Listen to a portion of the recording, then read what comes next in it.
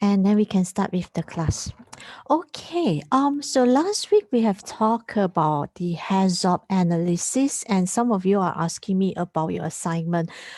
Please bear in mind, HAZOP analysis is a tool for you to just assess hazards.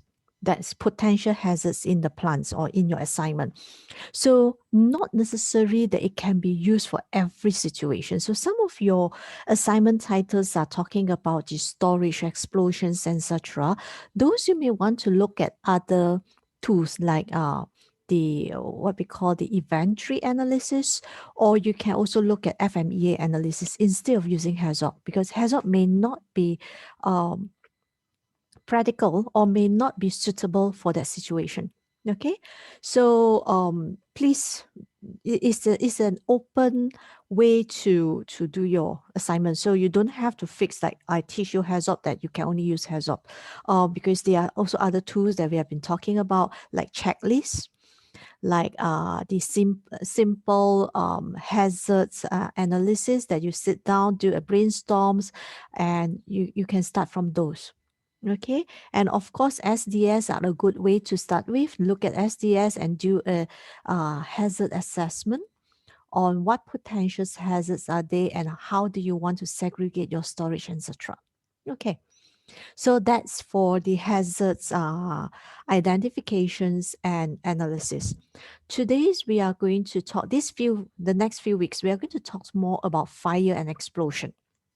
Okay, so I believe you have viewed the videos last week and this week regarding like what are the differences between fires, different types of fires, and also different types of explosions. There are so many different types. They yeah. So if you have viewed the videos before that, so this today's calculations will be quite simple, quite straightforward. Okay, let's start. Um, we talks about questions one talks about calculating the lower flammability limits and upper flammability limits. Okay, so since all this data has been given, like LFL and UFL being given to you, so you don't have to look for the data or the values. But in the events, if you are doing a fresh LFL and UFL calculations, you have the materials but you don't have the data. These are the places that you can look for the LFL and UFL data. One is your SDS. Go just Google the SDS for hexane, for example, and the LFL and UFL data will be shown there. The other one is go to the standard books that the handbooks that I've uploaded in your times. So go to table, if I'm not mistaken, table AB. Yep. Table AB talks about a list of compounds with their formulas, and also talks about the heat of combustions and the flammability limits of upper and lower limits, the flash point and the auto ignite temperature in this table itself. So all you have to do is find out what are the elements that you want to work with. Like just now we have the first one, we have hexane. So just as an example, look for hexane here. Okay, you have hexane here. So the LFL 1.2, UFL 7.5, and heat of combustions, normally we will go for the lower heat of combustions. So you get 3,855.2 kilojoule per mole. That's the heat that is being released when we burn this chemical. Okay? So once you have this data, you bring it back to this table here. That's where you get the, LFL 1.2 and UFL 7.5. So basically all this data here are gathered from the table that is being provided. Okay, so as an example for today's class, I won't do all the example here. Okay, we have A, B, C, D. Let me use a different color. We have A, B, C, D. So we are just going to show one as an example in the class. Then the rest you go back to do it as a practice, okay? So we are going to look at A today. Since there's only 3 elements involved, okay, 0.5 of hexane, 1.0 of methane, and 0.5 of ethylene in the air, okay? And this is, sorry, I think I missed out some important data. This is what we call the volume percent, okay? So the volume percent given or the Y value given, this is 0.5, 1.0, and 0.5. So we don't have to look at acetone. We don't have to look at diethyl ethyl. Okay, so let's translate this into a different table. So compound. Okay, we have hexane here. We have methane. And we have ethylene. Then, of course, in this case, the remaining will be air. And you have the total combustible. Okay, so we have our volume percentage. We have 0.5, 1.0, here 0.5. So the remaining will be 98% air. Okay, so total combustible here is only this 3 because air is not combustible. So your fuel basically is 2.0 over here. Okay, we have our LFL and UFL. So if we translate from this table here, this will be 1.2, 7.5, 5.0, 15.0, 2.7, and 36.0 for ethylene. So the calculations for LFL mixtures and UFL mixtures, again, if you can't remember the formulas, it's okay. The formulas are given in this table.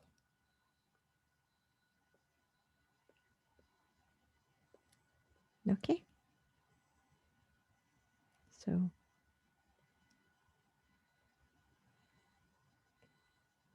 LFL and UFL mixture.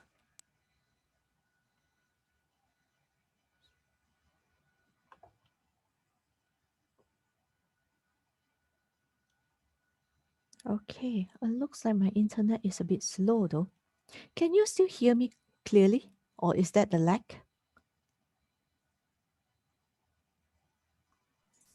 No, miss. Okay, good. So let's go back to this one.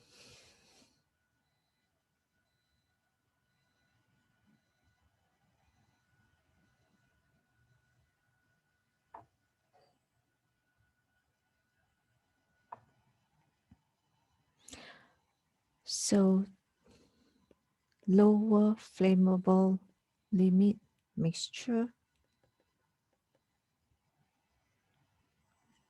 We have total YI over total YI and LFLI. So in this case, you have as total YI, we get, okay, this is where we want to calculate the YI. So in terms of combustible, so we have 2 here. So it will be 0.5 over 2.0, the total here, because we can't calculate with the air because we are only wanting to look at the combustible elements in here. What is the percentage of that? The fractions of that. So 0.5 over 2 means you get 0.25. Okay. And 1 over 2, you get 0.5. And here you get another 0.25. Okay. So in this case here, total, you will get 1.0.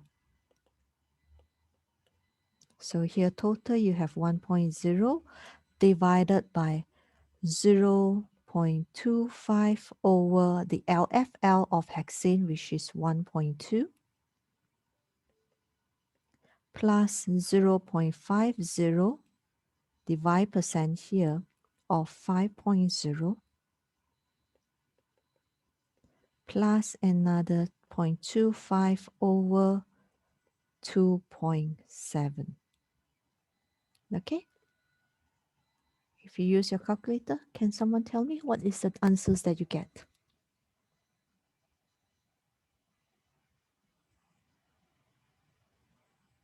Anyone?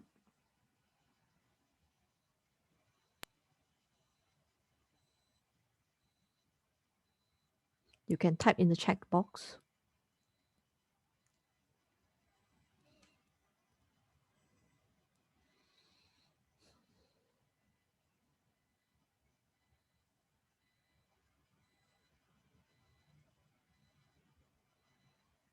Hello, are you still there?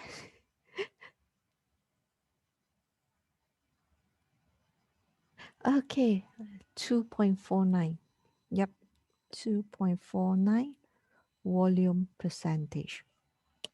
So this is our LFL. So same thing with our UFL mix is where the total sum and also over total of your fractions over your UFL, same thing.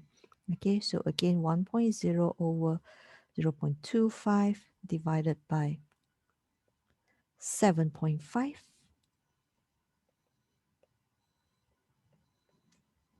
0.50 divided by 15 plus 0.25 divided by 36. So these are the values we are looking at, yeah, the UFL. Okay, what is the answers that you get?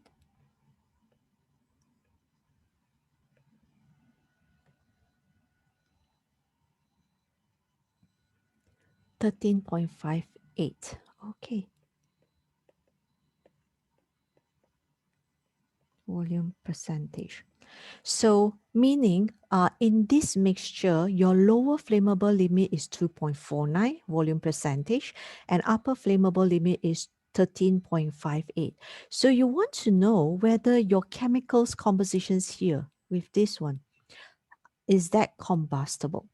Okay, so the total here, the total combustible is 2.0. So it will be combustible, means 2.49 combustible, 13.58.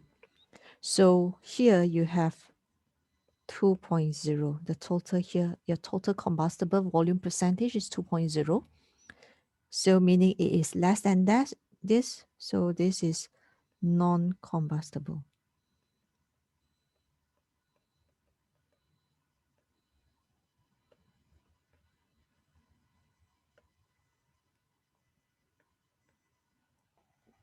Okay, so this mixture here that we are looking at with these concentrations, this even if you start a fire, it will not be able to sustain the fire. You just all you get was just a spark and then it died off. The reason behind is because it has not enough fuel to start a fire. Remember fire, we talked about fire triangle. Okay, fire triangles means you need these three elements to presence to have a fire happens to start a fire. First is your fuel. Second is your oxygen, okay? And the third one is your source of ignition, okay? Once you eliminate one of them, the fires will not occur. So for us, in order to prevent fire from happening, especially in your storage area, there are certain amount that we store. We avoid storing anything that is between the lower flammable limit and higher flammable limit. Meaning when you look at your volume, okay, you want your liquid volume that convert to, if let's say you use partial pressures to calculate and all that, that we covered it like 2-3 weeks ago, how to use partial pressures to calculate the fractions of combustible or volatiles in the air. So you use the same method to calculate, and you can roughly estimate how much chemicals or what is the volume of your storage tank that is safe. Okay, that's why some of you got the test answer. One of the test answer is that why is that the government has these strict restrictions that on the tank trucks for those who petrol tank trucks or chemical tank trucks, they have these strict regulations that the tank cannot be on the road when the content is between 20 to 80%. The reason behind is like anything less than 20%, it is safe, so they can go on the road. Or anything that is more than 80%, it is safe, it can go to the road. Okay, anything in between, for example, 60%, it will have enough fuel in the air. It will have sufficient air, sufficient oxygens in the air to burn. So as long as there's a static charge or anything, the tanks would just burn. Okay, so in that event, that is why government has these strict rules that all these tanks, these chemicals tanks or petrol tanks, they can be only on the roads when they are less than 20% fuel or more than 80% fuel. Okay, does that answers your questions? You're curious, like, why is there such a rules? Okay, some of you are giving me the answers of because of the sloshing effects. Yes, that is one of the reasons as well. Okay, and so basically there are two answers for that. Is one is the slodgings, and another one is the fire limitations. Any questions regarding the calculations of mixtures of volatile or combustible material? Okay, if no, then I want you to take like 15 minutes to at least work on B, okay, where you have 0.5 of ethylene, 1.0 of acetones, and 0.5 of diethyl ether, and see if, let's say, this material is combustible or not. I'll give you 15 minutes to work on that. Okay, done. So you can compare your results later, and I think we'll proceed with the next sections. Yeah. So we look at the similar questions, but what about, because this one, whatever calculations we do earlier is based off room temperature. So this combustible limit that we had over here, this is at room temperature. Okay, so what if your conditions changes, like you are now looking at the combustible material, the flammability limits for a different temperature or pressure. The combustible limits may change, may or may not change. So that's why we will calculate at a different way. So in that case, again, we look at the formulas given. So at different temperature. Okay, do I have it here? I should have it here. If not, okay, I think I didn't put it in this booklet. In that case, we will look at our lecture slides. Fire and explosion.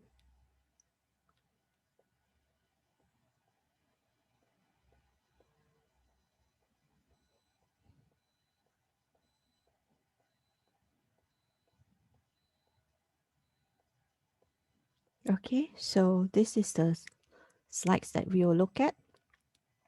So assuming whatever we calculate just now, when we use this formula over here, is for 25 degrees Celsius, is at room temperatures where we assume it as 25 degrees Celsius.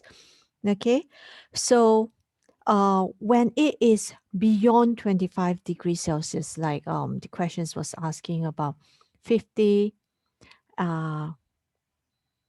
degrees Celsius, or even like some of like if we calculate on higher processes vessels, they may go up to 100 or 150. In that case, this is the formulas that we will use. We will first calculate the mixtures of the LFL and UFL at 25 degree, and then we will proceed with the calculations at the higher temperature. So what we did just now was we calculated at 25 degrees Celsius. So now our question asks us to work at 50. So today we are just going to do at 50 degrees Celsius. Okay. So look at 50 and to calculate what is the level. So the formulas just now we had, let's translate them, is LFL 25 minus 0.75 over delta HC times temperatures minus your set temperatures minus the room temperature. Okay, so this temperature is in degrees Celsius.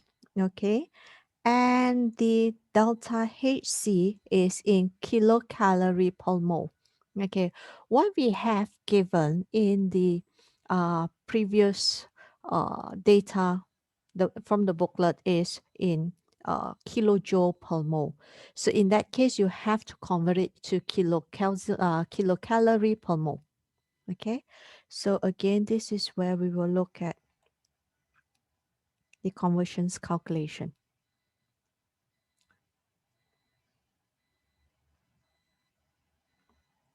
Okay, so let's take A as an example, the one that we have worked on just now. So now we have hexane. Again, we have methane. Okay, we have ethylene. Okay, so delta HC given from the earlier site is 3855.2, 802.3, and 1322.6 kilojoule per mole. Okay, so let's write that down, 3855.2, 802.3, and 1322.6. This is in kilojoule per mole. So now we need to convert it to kilocalorie per mole. So all you have to do is very simple. If let's say you're in the exam hall that you want to do conversions, the conversion table is in the booklet as well. If not, like now we have this open source examination. So all you have to do is just to Google it, conversion kilojoule per mole to kilocalorie per mole. So, okay, let me use this.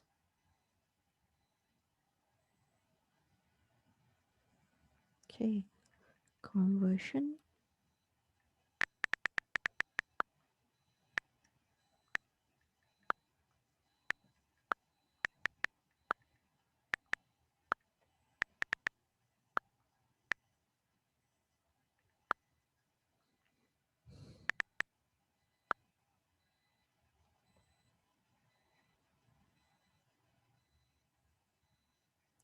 So unit conversion. Sometimes they'll give you the table, so you can just put in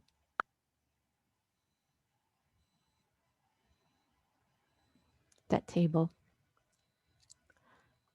So 1 kilomole equals to 0.23901. Okay, so in that case, you just have to put that in.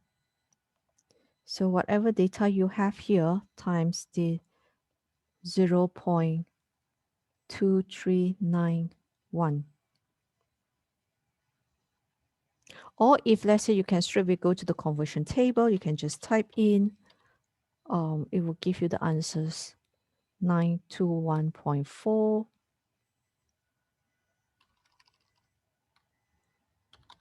If you're using a computer, then you can straight away go to Google and just get it out. So 191.75.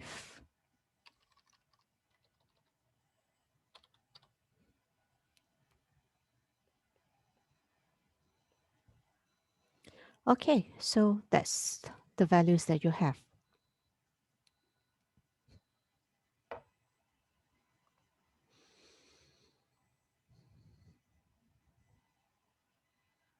And so just now we talk about the y.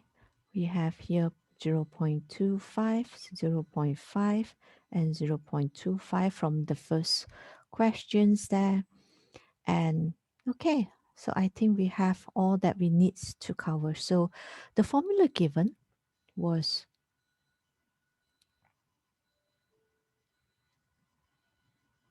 LFL, oops,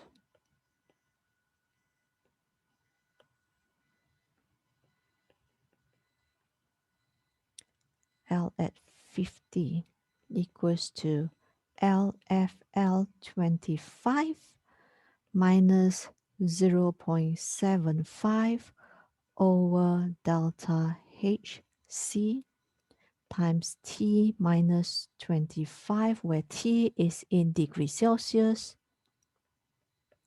And this one again is in kilocalorie per mole. Okay, so all you have to do is to calculate, because you are not talking about, we are not going to take the full value here because the mole fractions total is 1 when we sum it out here. So what we will do is, let me put a different color, is that we will times this and get an answer. So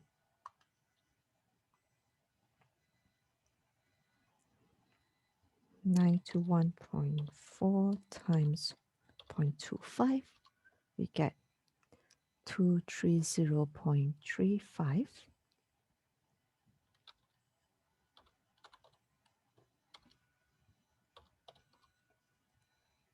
This one we get 95.875.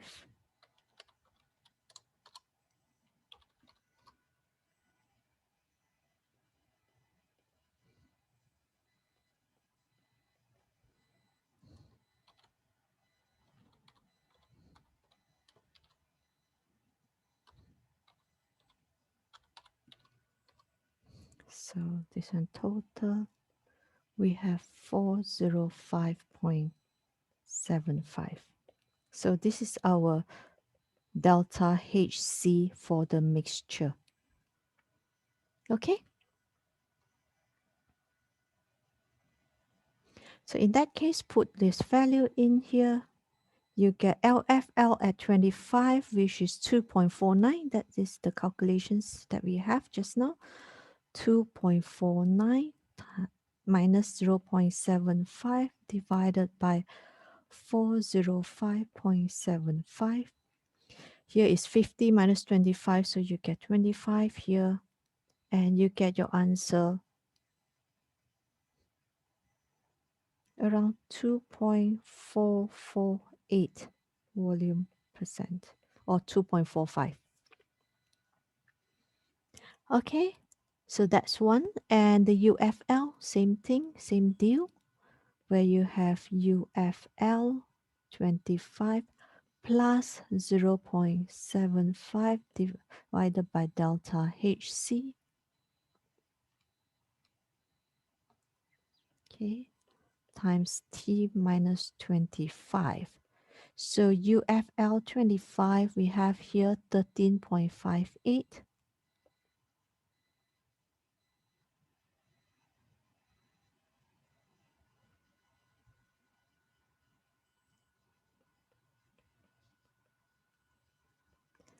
Plus 0.75 over 405.75 again times 25. So we have the values around 13.64 volume percent. Okay. So our new flammable limits will be 2.45 volume percent to combustible to 13.64 volume percent. Again, at this temperature over here, we can know that our current is 2.0 volume percent as we calculate earlier, our total combustible from this. Yeah, it's only 2%. So in that case, again, this is not combustible because it's lower than the lower flammable limit. Got it? Ken? Any questions so far? Because these are simple calculations just to show you how we can use them to calculate what you have, and especially for your assignments, if you want to estimate what is the combustions that's found in the storage that you're working on as the case study, that's where you can use this formula. Okay. So if no questions, you can try later on after the class, you can try on 75-degree and 100-degree. You notice that the data will be, that range will keep expanding. The lower flammable limits, you will notice that the lower will get lower, higher limits will get higher. So meaning the range of combustible is actually expanding as the temperatures grow or as the temperature increase. Any questions so far, class? You have been very, very quiet. If no, then we'll look at the last one. So now we have talked about at normal room temperatures, what is the mixture flammable limit, and also at a higher temperature or at the different temperatures, what will be the limits like. And now we are going to talk about the last one. What about if we store them at different pressure? What would change and what would not change? Okay, so if you look back at our class material, where's my class material? Okay, we notice that there is no LFL for pressure change because no matter how the pressure change, the lower flammable limit maintained as it is. The only one that will keep expanding with the increase of pressure is the higher limit. Okay, so lower flammable limits at normal room temperatures will remain as the what we have just a 2.49. That's the answer. But upper flammable limit, if we increase the pressures, it will change. So remember the pressure here is, we talked about megapascal absolute, means you will have to add in the atmospheric pressure as well. Okay. So let's take a look at this by increasing to just now the one that we had as the calculation is at the normal atmospheric pressures will be 1 atmospheric pressure. Okay, and so now we talk about this one, 5 atm. What will change? Okay, LFL will remain. LFL at 5 atm will be same as 1 atm, which now we are talking back to the room temperature, yeah? So we are not using the number 2's answer, but we'll use back number 1 answer, 2.49.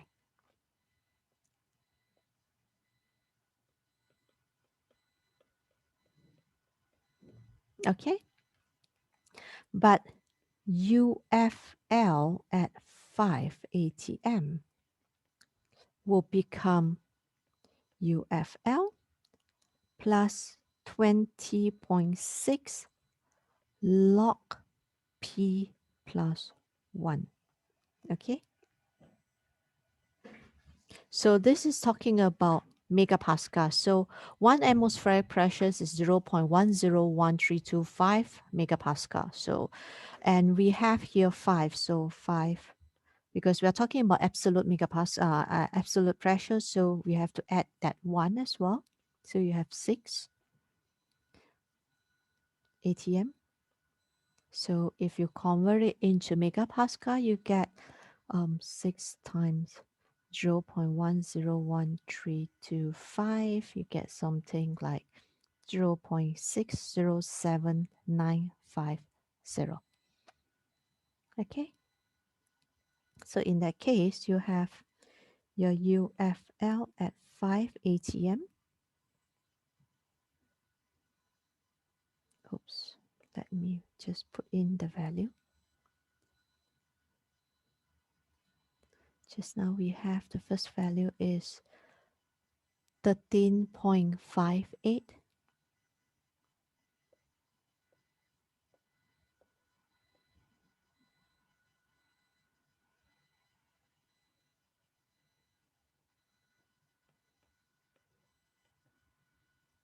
plus 20.6 log 0.607950 plus 1. Okay, so this is one phrase.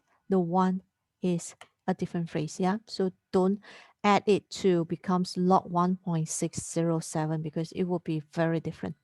Okay, so this is log 0.607 or 608, the answer, plus 1.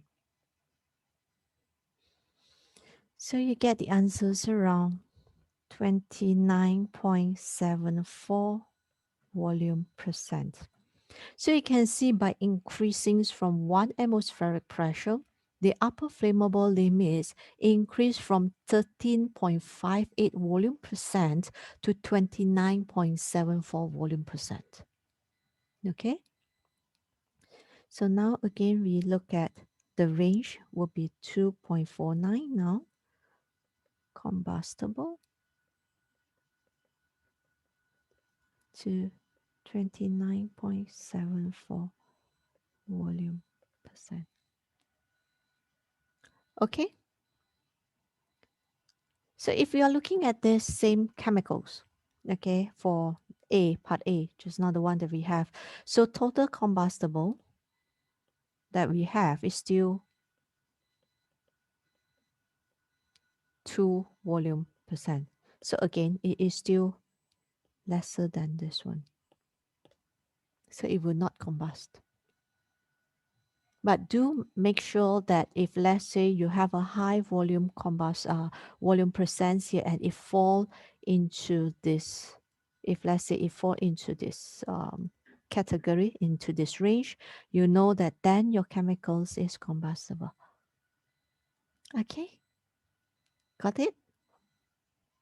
So now we have covered the calculations for normal temperature, normal pressures, and we also cover if let's say we increase the storage temperature or the vessel pressures, how would that affect your lower flammable limits and your upper flammable limits. So we have covered the calculations for all three. So if you have situations like you have a storage tanks, you have this vessel, not just storage tank, running at 150 degrees Celsius at 10 atmospheric pressure. You know how to do the calculations. Okay. Any questions so far? So this is on the flammable limits calculation. The next one we are going to go into to look at will be the explosions calculations. What is the explosions impact? Okay, and also to calculate a safe distance. So before we move to that chapters, any questions over here?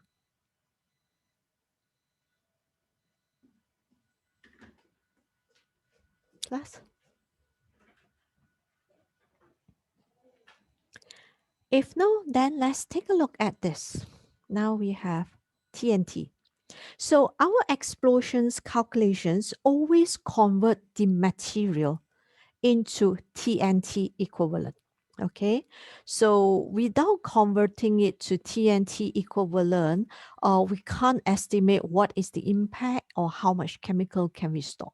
So the first question is quite straightforward. Instead of asking you to calculate what is the equivalence of TNT to certain materials, it already tells you.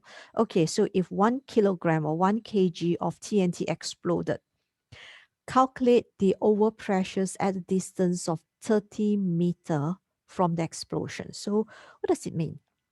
Okay, now we have a material here that it explode. Okay, so oops, I have a circle that is not round enough. Okay, let me draw something with this. Okay, so we know that when we have an explosion, the impact of distance is there. Like, for example, a person that is standing here versus a person that is standing outside the house. And this is like here to here is like 10 kilometers away versus this person's towards that is like 5 meter away.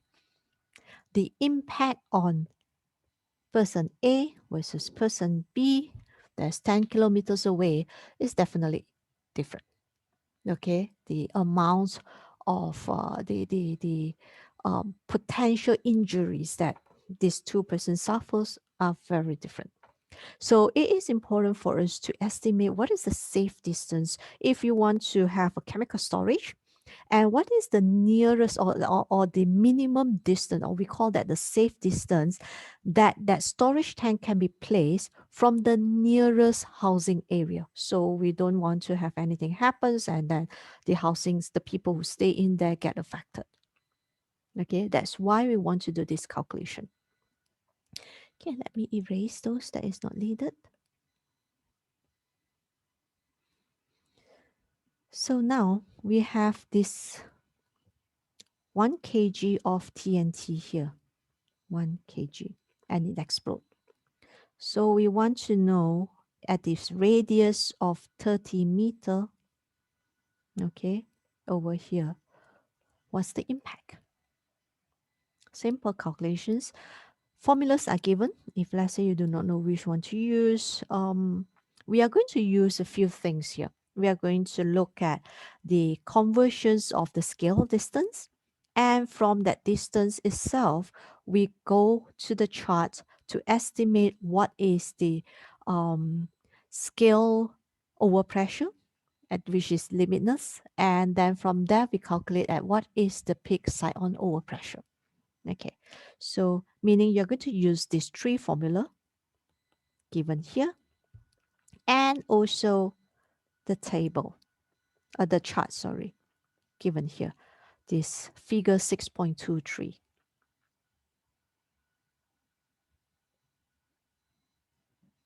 Okay, so how do we use this? Simple. Sorry, I'm going to scroll up and down a bit so you.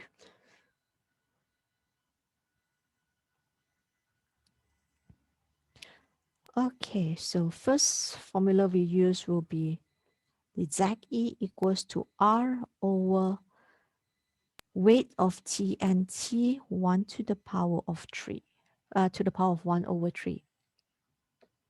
Okay, here the R here is 30 meter. Okay, MTNT is 1 kg to the power of 1 over 3. So you still get 1 over 3. So you get 30 meter per kg here. Okay, so with this value, go to figure 6.23, look for 30, and you get the scale. Hold on a second.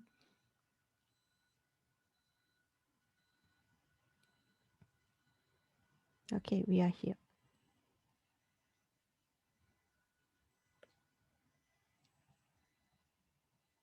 Okay, so we have 10 here, 20, 30. So draw a line here and read back what do we have here. So this is 0.01, so 0.02,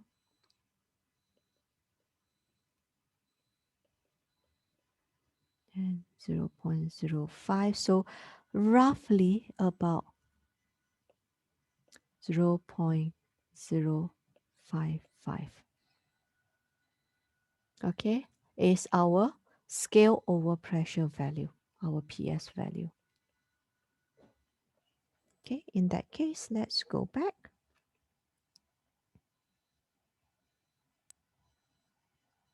Okay, from this figure, we get PS roughly 0.055. And we want to know what is our side-on overpressure. So this is the formulas that we will use now. PS equals to P naught over PA. PA is your ambient pressure.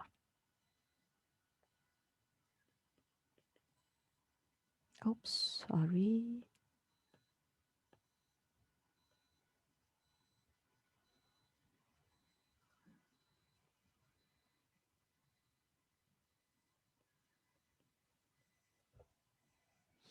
Okay, now we want to find what is our P naught. So you have your PS times your PA. Okay, so you have 0.055 times 101.3 kilopascal. Okay, you get something along like 5.6 kPa. So what does this 5.6 kilopascal means? Because if we stop here, it doesn't mean anything. It just tell you, oh, we have an overpressures at 30 meters from the source of explosions of 5.6 kilopascal. It doesn't tell us anything. Okay. But the studies over years has convert all these potential pressures over things and what are the damage. It has been listed down. So all we have to do is go to the table 6.9. Okay, it will list out at certain pressures what is the damage, what is the expected damage or estimated damage. So 5.6 kilopascal. Let's go down to table 6.9. Okay, this table. So just now, what do we have? 5.6 kilopascal. So you can calculate either the pressures in PSIG or in kilopascal. So we have this here. 4.8, 6.9. So 5.6 is in between here. 5.6 or even here. Okay, so you see the estimated impact. Large and small windows usually shattered, occasionally damage to the window frame. Okay, small damage, minor damage to the house structures, and partial demolitions of houses if it's go up to 6.9 and make it uninhabitable. Okay, so this is like if let's say 1 kg of TNT exploded within 30 meters radius from that explosions, these are the estimated impact. Okay, so let's take a look at this. We have what we call a safe distance here. So how do we use this chart? We have something called a safe distance. Can you see this? Okay, so the pressure that will allow, if let's say we want to back calculate, because the formula is simple. So if we want to allow to calculate, okay, I want to store 1,000 kg or 1 tons of, for example, methane, okay, in this area. What is the minimum distance of the storage tank from this housing area? You can back calculate that. You can use this formula, use this table, and set your PA or P naught at 2.07. Okay, and then you back calculate like what is the distance? Because now for these questions, the distance of 30 meters given. So if the distance not given that you want to find out, you can use this data to calculate. Does it make sense now? Any questions? If not, then we can take a look at the next example that we will look. We will discuss that how do we convert chemicals, known amount of chemicals into TNT equivalents and to calculate the impact. Okay, let's go to our next questions. Okay, 1,000 kg, which are 1 tons of methane escaped from a storage vessel mixed with air and exploded. So first calculate the equivalence amount of TNT. And secondly, they want you to calculate the side-on peak overpressure at a distance of 50 meters from the blast. Assume the explosion efficiency of 2%. Okay, so the formulas are given here. You can use straight away this conversions formula. Okay.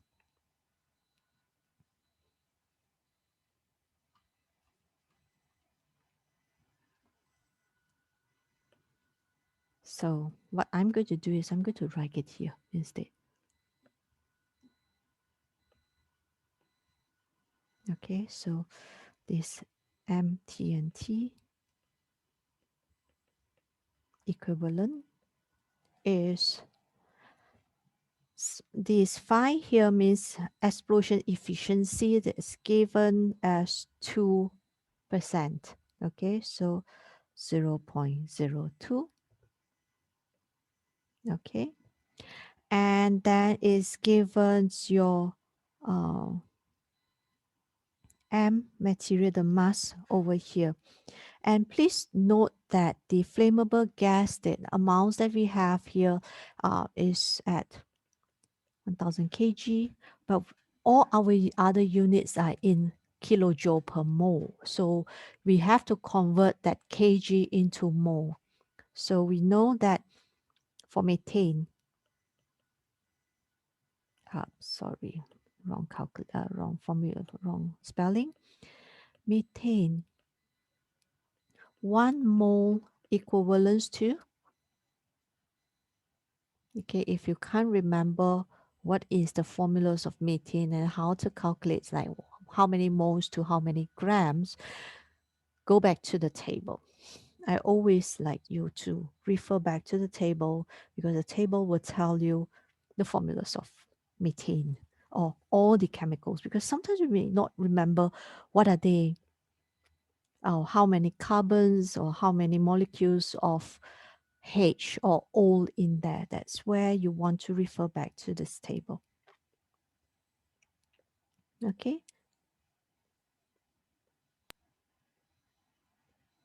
So table AB, methane formula CH4, first one. Just now we talk about here.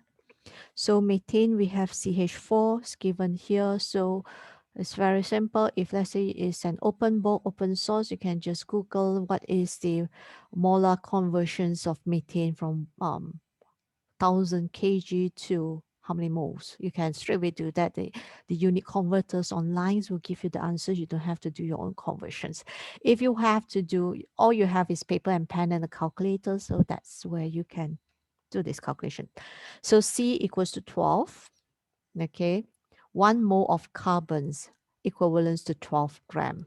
1 mole of hydrogens equivalents to 1 gram. So CH4 will give you 16 grams. So 1 mole equals 16 gram. Okay, so if we want to use 1 mole, and if we are talking about kilogram here, so it will be 0.016 kilogram per 0.016 kg here.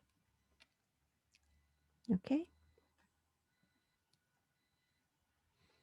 And we want to know what is the combustible uh, energy here. Okay, you can use the energy of explosions for flammable gas. Okay, so we can look at, you have this lower combustions and upper here. Okay, it doesn't matter which one you use, or you can straight away use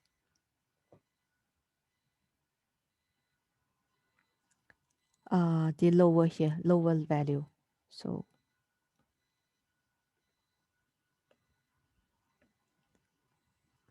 802.3 kilojoule per mole. 802.3 kilojoule per mole. Okay, divided by, now we have the TNT 4686 kilojoule per kg. Okay, so this kg and this kg will minus off, this mole and this mole will minus off. So this kilojoule and this kilojoule here will minus off. You will get, okay, let's calculate this. Can I have someone to help me to calculate what is the answer?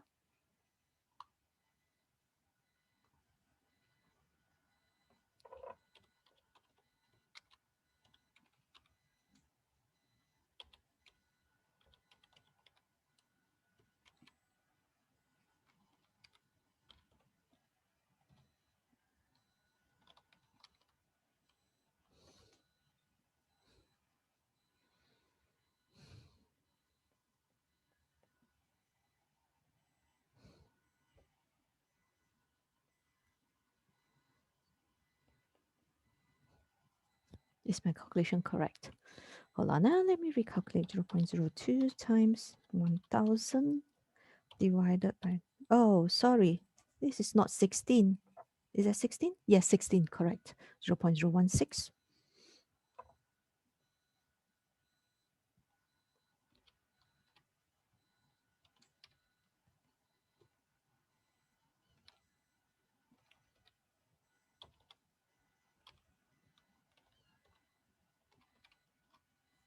Okay. Got it?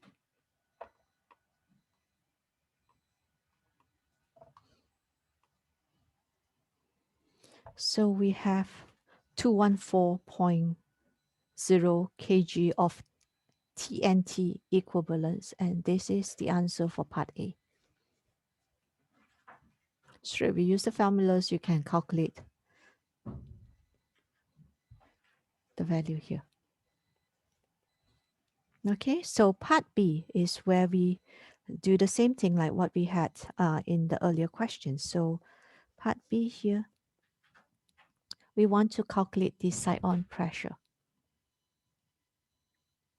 Okay, so in that case, we use back this ZE value equals to R over MTNT 1/3. Okay, so we talked about 50 meter from the blast. Okay, so you have 50 meter here and 214, 1 to the power of 3. So what's the value that we are getting?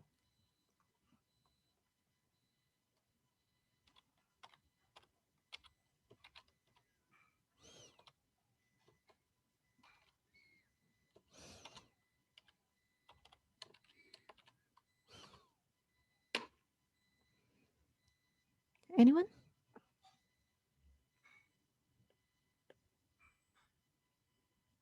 I think I'm getting 8.36 meter per kg 1/3.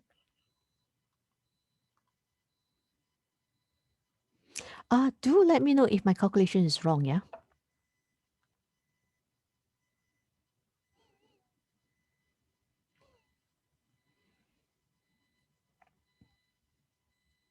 So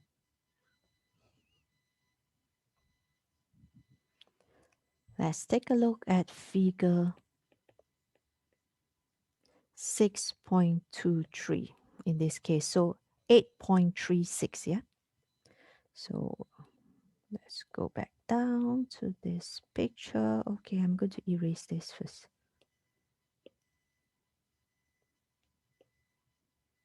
Just now we have 8.36. So we have 1 to 8. This one, you don't have to be really accurate in this case because you know that like we have until 1, 2, 3, 4, 5, 6, 7, 8. Even 8.5 is hard to get, and we are talking about 8.36. Yeah, so roughly around there. You can use 8.5 or you can use between 8.3, 8.0, slightly more than 8.0. It doesn't matter. It's just a rough idea. Okay, rough estimation.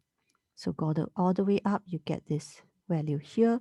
So again, this is 0.1. Oops, sorry. This is 0.1, so 0.2, and it is less than 0.25, so maybe like 0.23, something like that. Or even if you want to put it to 0.25 also, still can. Yeah, so the value is here. This value. So I would say 0.22, but you can put anything 0.2 to 0.25. I'll take it as a correct answer. Okay. So here, let's assume it to be 0.22.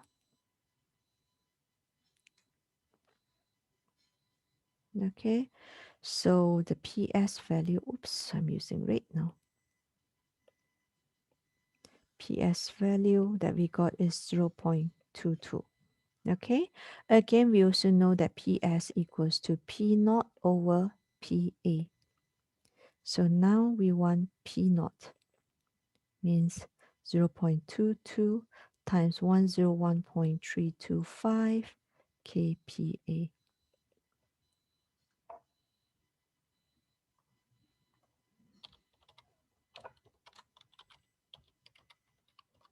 So you get around 22.3 kilopascal.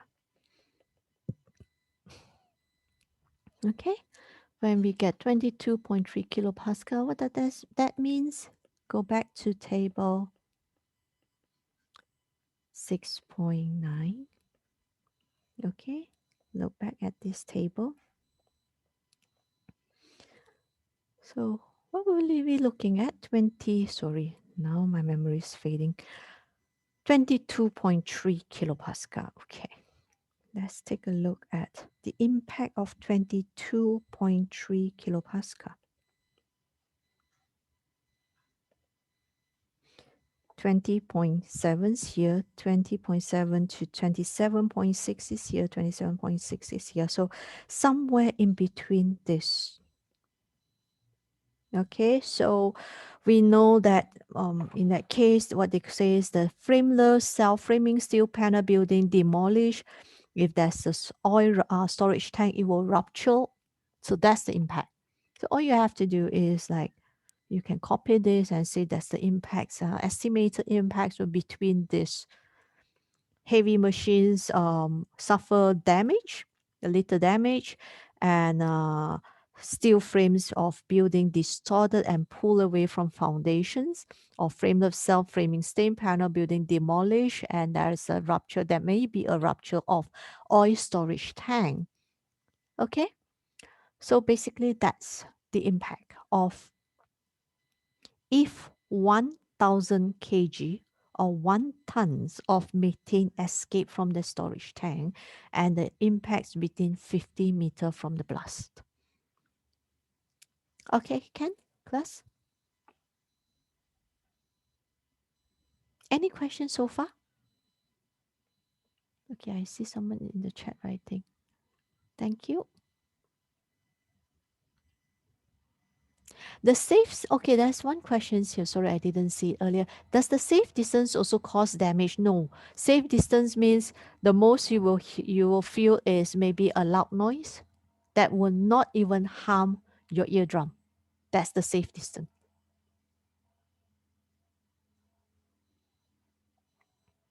Okay, so that's where it's like you will hear a palm sound and maybe you just got a shock like, oh, what's going on? I hear a very loud sound. That's it. that would have zero physical impacts onto you, other than you hear the sounds or maybe feel that vibrations of that blast. That's it. But there would be no damage of you if you're standing at the safe distance. Okay. So next week we are going to. I think what we do here is summarize the chapters for fire and explosion. Just by the calculations, but of course theory part you have to study, you have to watch the movies or the videos, because I did put up a few videos talking about different type of explosions and also some CDC no sorry CSB videos on different type of explosions. One is the storage explosion, one is the runaway explosions where the chemical reactors exploded. The other one is about the sugar explosion, the fine powder explosion. So that's where another type, what we call the dust explosion. Okay, so watch those and to understand what we means by different type of explosion. Okay, the calculation will still be the same, because explosion is not so much about the fire that causes damage, but the impact of that overpressure at that point of explosion. That is the highest impact, the physical impacts that go out and that causes damage to people or to properties or to buildings. Okay, and that's the cause, that's where most of fires, if let's say caused by explosion, started from that impact. Okay, any questions so far regarding fire and explosion? If no, then I'll see you all again next week on Wednesday. Again, same time, 12 to around 2. I don't think next week we'll go all the way until 2 o'clock. It will be like, because next week will be more on discussions. There's no fixed answer on the prevention, by the way. Okay, that we can give you a lot of suggestions, a lots of ideas to reduce or to minimize the impact, or to prevent the impact, but there's no absolute answer to say this is the right way to do, this is the wrong way to do. So next week uh, tutorial will be like what we had last week. Is more of a discussion. There's no right or wrong answer. Yeah, so please participate next week, and because those are quite important for your assignment and also your final assessment. Because final assessment or all the safety questions, okay, assignments, reassignments or anything, always ask about, we have this issue here. How can we prevent it or how can we minimize it? It always talk about decision making. Okay, engineers, as a safety engineers, our job is to identify the potential hazards, calculate the potential risk, and analyze all these identification things that you have identified, and to calculate, you analyze the situations like what we are doing here. This is the calculation part and the analysis part. Then you have to make decisions on what to do next. Safety will never stop at the analysis part, because when we stop, that means life is going to cost life or properties or money. This is what we call the loss preventions. Okay, we want to prevent all these losses, be it loss of life or loss of money, be it in the form of properties, in the form of productions, in the form of anything, insurance claims, etc. Okay, so safety always stop after you have given suggestions of, okay, this is my suggestions, what actions to take. Do I need PPE? Do I want to give PPE? Do I want to give this? Do I want to do that? It will only stop from there. You always have to come up with suggestions. Okay, same thing with your assignment, and same thing with your the next because you have two assignments coming up due. um, the one is just attending the courses and then write a reflections, submit together with the class, the certificates, and what have you learned, and how would what you learn that you will apply, and how would that affect you, or how can you use that knowledge.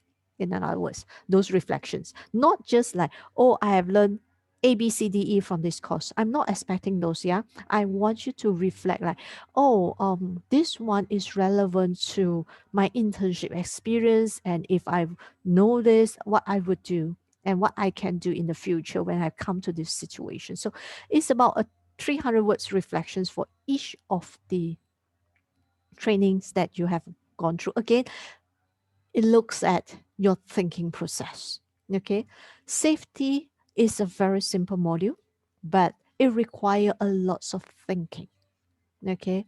And there's no right or wrong answers, but the decisions make the marks are given depending on the impact of the decisions that you make. Okay. For example, if you make a decisions that will cost life, of course you'll get 0 mark. That's not to say your decision is wrong, but the severity of your decisions is bad, is severe. Okay. So there's no right or wrong answer in safety.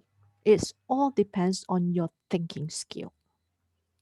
Okay, so even in your final assessment, I believe you have received your final assessment test timetable. So you are given 24 hours, but your paper is less than that. It's just few hours you can finish. It depends on like how much you want to write. Okay, I have put in a page limits for your final assessment so that you don't have to spend a full 24 hours and give me a thesis. I'm not looking at that. I'm looking at like 5 to 10 or 12 pages of the recommendations or the assessments that you have taken given by the situations or scenarios in the final assessment. Okay, any questions so far? If not, then next week, talking about discussions on the prevention method. Then the following week, it will be your presentations of your case study already. Okay, so please do note that your assignment one report due next Saturday. Okay, so if you're working on that, please continue to work on that. Your assignments due next Saturday. Week 11 Saturday at 12 noon, so that after that you can sleep the whole day. All good? Then you can start preparing for your presentations for week 12 or even week 13. I will let you choose which day you want to have your presentation. Okay, in that case, thank you very much. I'll see you all next week. Take care, stay safe, and stay healthy. Yeah.